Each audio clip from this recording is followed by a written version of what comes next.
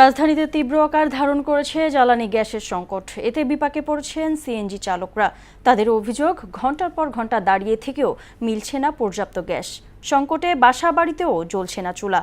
ফলে দুর্ভোগে পড়েছেন আবাসিক গ্রাহকরাও।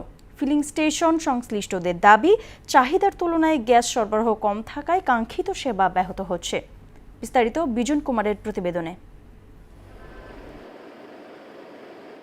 জ্বালানি গ্যাসের তীব্র সংকটে বিপর্যস্ত হয়ে পড়েছে নগর জীবন। রাজধানীর বিভিন্ন সিএনজি ফিলিং স্টেশনে ঘন্টার পর ঘন্টা দাঁড়িয়ে থেকেও মিলছে না গ্যাস। এতে সবচেয়ে বেশি দুর্ভোগে পড়েছেন গ্যাস চালিত যানবাহনের চালকরা। গ্যাসের এমন সংকটে ক্রমেই ব্যাহত হচ্ছে ঢাকার নাগরিক সেবা। কুড়িল বিশ্ব রোড থেকে 3-4টা পাম্প আমি ঘুরে এখানে আসছি।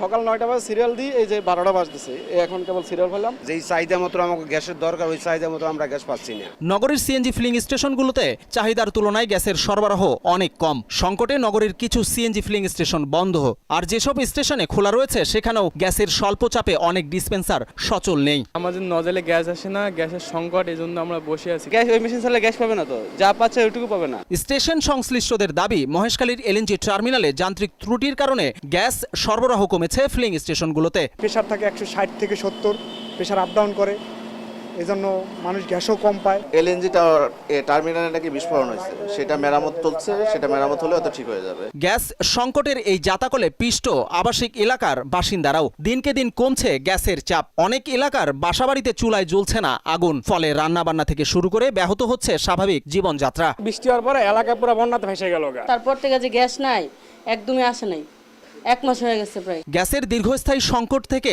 মুক্তি পেতে দ্রুত ও কার্যকর পদক্ষেপের অপেক্ষায় নগরবাসী। তাদের প্রত্যাশা, ভোগান্তির অবসান ঘটিয়ে শীঘ্রই স্বাভাবিক হবে গ্যাসের সরবরাহ। গ্যাসের যে বর্তমান যে সমস্যা হয়েছে, তাতে আমাদের রান্না খাওয়ার খুবই কষ্টকর অবস্থা। গ্যাসের সমস্যাটা আমাদের সমাধান চাইতেছি এটা। জানা গেছে, মহেশখালীর এলএনজি টার্মিনালে যান্ত্রিক ত্রুটি মেরামতের কাজ চলমান রয়েছে। কাজ সম্পূর্ণ হলে দ্রুতই সমাধান হবে গ্যাসের সংকট। বিজন কুমার, মোহনা সংবাদ, ঢাকা।